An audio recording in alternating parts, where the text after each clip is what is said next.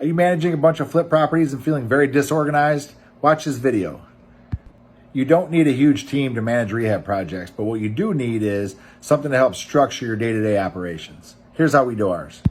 What we do is we create a checklist for the entire rehab process through a software called Basecamp. Here's what it looks like. There's tons of management software out there, but this is what we found works for us. So inside of Basecamp, it allows you to make these little folders here. For example, here's what happens when we start a project. We nail it all the way down to the very beginning, all the way from hanging your job site sign, install a yard sign, hang a flag. We put a flag on all of our projects. Power washing, we literally make a checklist from start to finish on the exact process to rehab a house. And every time something gets checked off, it notifies somebody to take the next step. And then we have a project checklist. This is for the office.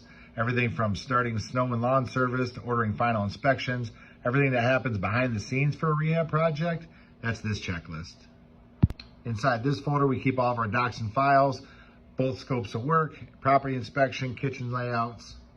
Anything anybody could need for the project is right here at your fingertips, right from your phone. We've been using this system now. Every project, every deal we do has simple checklists for every step of the way.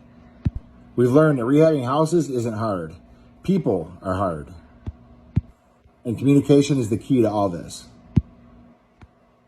So the takeaway should be Basecamp, checklists, communication.